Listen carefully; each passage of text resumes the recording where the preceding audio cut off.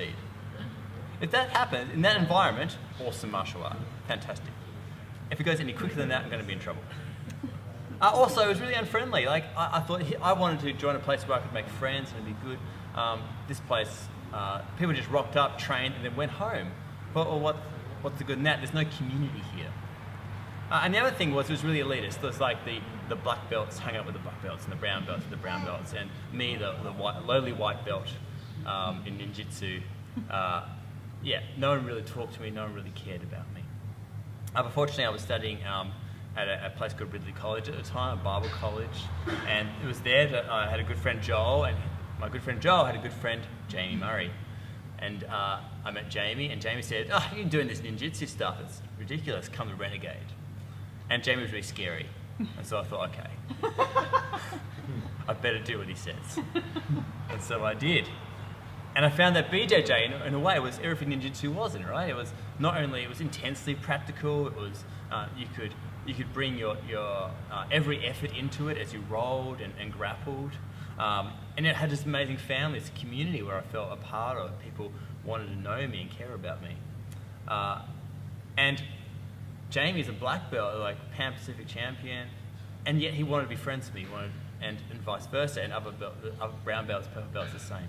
I thought this was a place I could be. And it occurred to me recently, thinking about Christianity. I'm a Christian, I'm a pastor.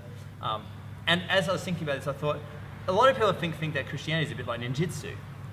It's outdated, it's a bit weird, it's kind of a fairy tale thing, and it's just not really practical for my life. But I think actually Brazilian Jiu-Jitsu is much more like, Christianity is more like Brazilian Jiu-Jitsu in that it's real life and it's real community. And as lots of people have been at Renegade for a while know, it produces real change. And so we're going to look at this story from the Bible. It's in the Old Testament. The Old Testament is like the warm-up act for the New Testament. There's two parts of the Bible. And the Old Testament is the story of the people of Israel, the history, if you like. And we have it in part of the Christian Bible because the story of the people of Israel always points forward to the main climax of the story, which is the person of Jesus Christ, who we meet in the Gospels. And so when we read the Old Testament, we see all these foreshadowings, all these hints about this person that is yet to come. So it's really important that we read the Old Testament. But the story I want to look at today is actually probably the oldest recorded grappling match. The oldest recorded grappling match. You didn't think that would be in the Bible, but actually it is. Oldest recorded. It comes from Genesis chapter 32. And Genesis 32 is part of the story of a guy called Jacob. Okay. Jacob was one of the fathers of the nation of Israel, and he was in a bit of a trial. He was in a bit of a problem. He was stressed out. Why? Because some years ago, he had cheated his brother Esau, his older brother. He cheated Esau out of his inheritance. He'd stolen the inheritance from him. And he'd done it in a really underhanded, deceptive kind of way. And now, years later, Jacob's got a family and he's coming back to meet Esau. He hasn't seen his brother for years and he's scared. Why is he scared? Because Esau, big and strong, got like an army of hundreds of people and they're coming to meet him. And they think Esau wants revenge. Esau is going to get me. And so he's stressed. And so what he does is he sends his family and his goods and his cattle off to one side, and he finds himself alone. Why? He wants to meet Esau mano a mano. Like he wants to go one-on-one with Esau. He doesn't want to get his family involved, and so he goes off by himself. And he's sitting there in the desert, and he's waiting for Esau, and he's stressed, and he's wondering what's going to happen. And he can't sleep. And as he can't sleep, suddenly something quite amazing and incredible happens to him. We see it in chapter 32. I'm going to pick it up, the story from the Bible here. And it says that that night Jacob got up and took his 2 wives, his 2 female servants, and his 11 sons, crossed the ford of the Jabbok. After he'd sent them across the stream, he sent over all his possessions. So Jacob was left alone, and a man wrestled with him till daybreak. Here is Jacob waiting for Esau to come, and suddenly this guy, this random bloke, just shows up out of nowhere and takes his back. You know what it's like when you turn up a renegade and you're just kind of warming up and suddenly like Mick or someone is like jumps on your back and has got you rear naked. This is what happens to Jacob. He's like, what the hell? What's going on here? Who is this guy? Is it Esau? No, it doesn't seem like it's Esau. I know what Esau's like. It's not Esau, but who is it? So they start wrestling. He's got no choice. He just has to fight back. Jacob's a strong guy, a buff guy. So he starts giving as good as he's got. And it goes on, and it goes on all night. So probably 5 or 6 hours. You guys think you've had a round. It's like 15 minutes is a long time. This is like full-on grappling for hours and hours and hours.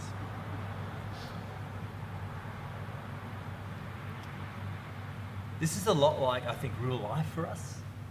Real life is like a long grappling match, right?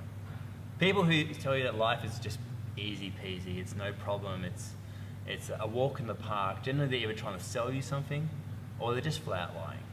We know this true from our life, that life is difficult. It throws things at us. Sometimes it's like being in the Shark Tank, you've got a fresh partner coming every 30 seconds. You just think you've got a chance to have a breather and then something else happens. And it's hard work, real life. It's a lot like a grappling match. The problem is that we by nature want to come across as being strong and capable. So when things happen that's really hard, often we want to put on a brave face. And so we don't admit that we need help. We don't admit that anything is wrong.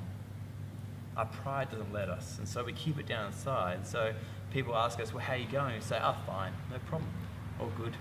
But actually we can be in deep turmoil.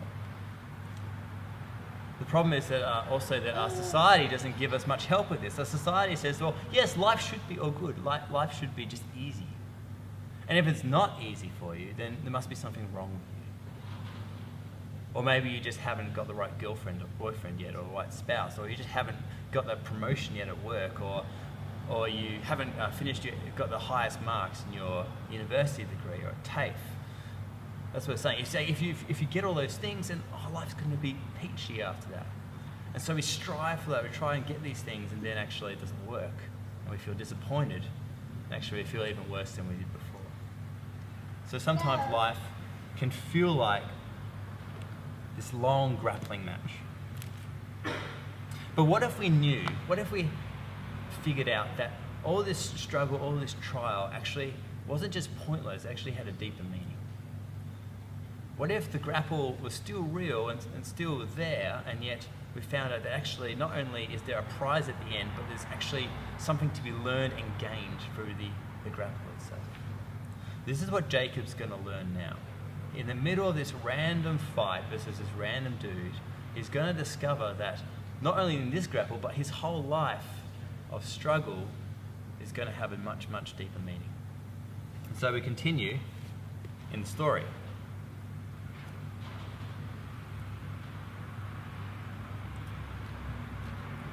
So this continues. When the man saw that he could not overpower him, so this is the man Jacob's fighting sees that he's not going to give up easily. He can't overpower him. He touched the socket of Jacob's hip, so that his hip was wrenched as he wrestled with the man. Then the man said, "Let me go, for it's daybreak."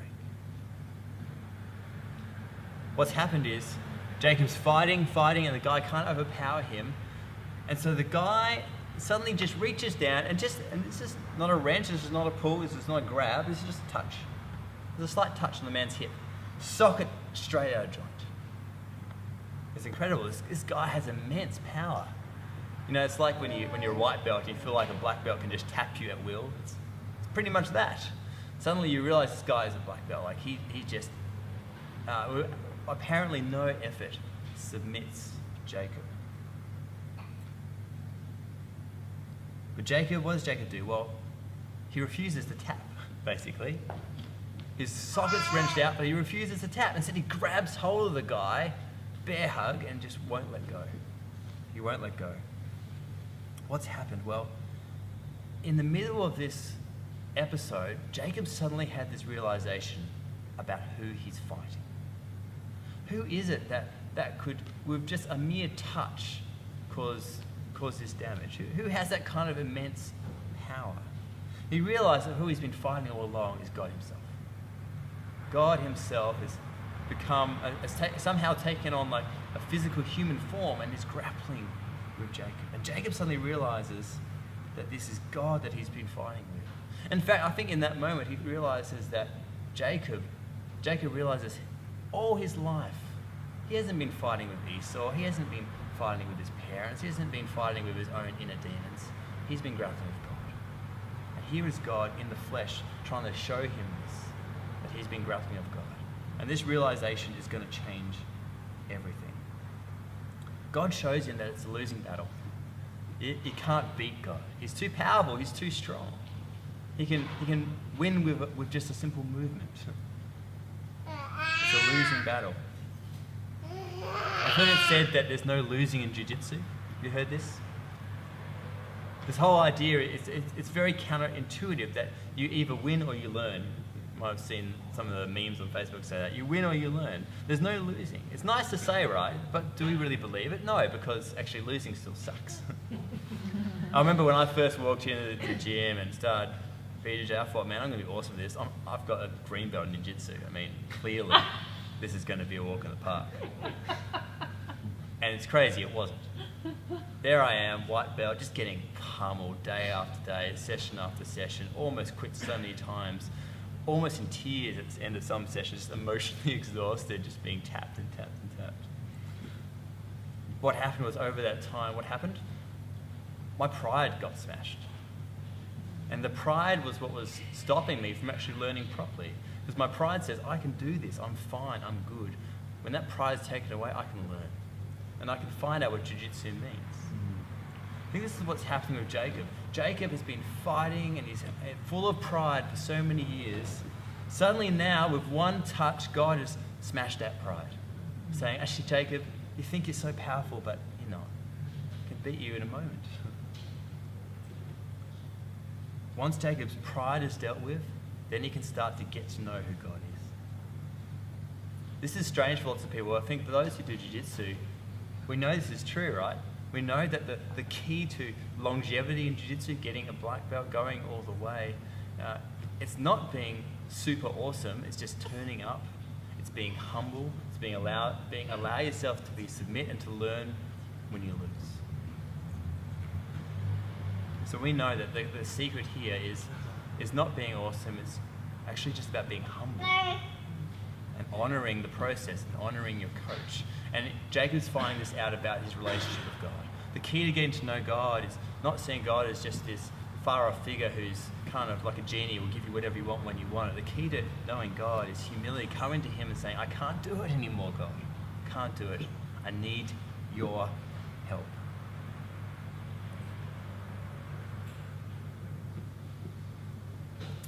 So he discovers that there is a reward in this grapple. It's not meaningless. Actually, he's going to learn something real, of vital, life-changing importance. That there is a reward, and the reward is that even though he's just been submitted with his hip socket out, he's going to grab God. He's going to say, God, I need to know you. I've had a touch from you. Even though I'm in pain, I need to know you. I need to know who you are. I need to have a relationship with you. I need to be blessed by you. And that's what happens next.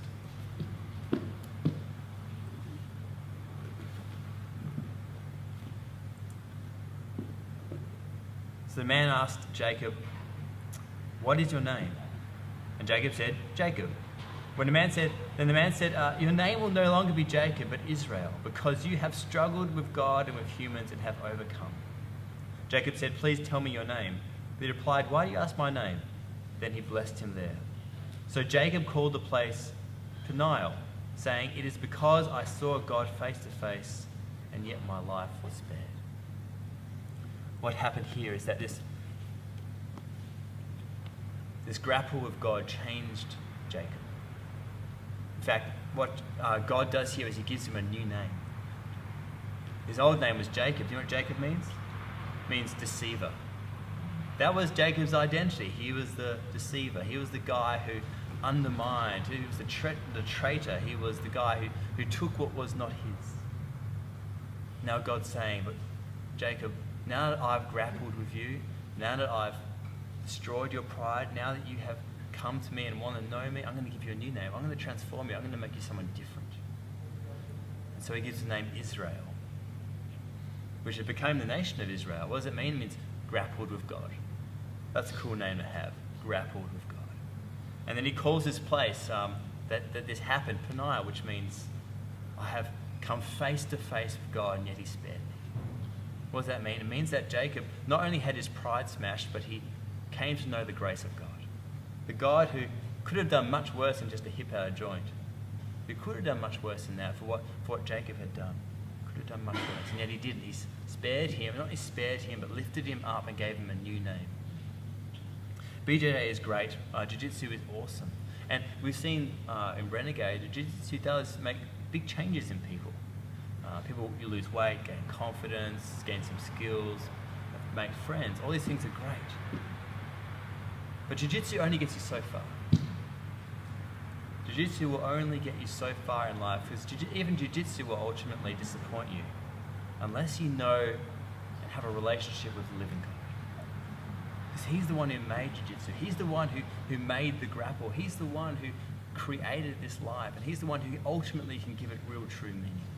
Jiu-Jitsu can't actually do that. So God's saying to us who do Jiu-Jitsu and hang around martial arts, he's saying, I made you to be able to do these things so that you might have a clue as to who I am. Because I'm the one who made it. I'm the one who loves it just as much as you do. And through it, you can find out who I am. You can know something about me.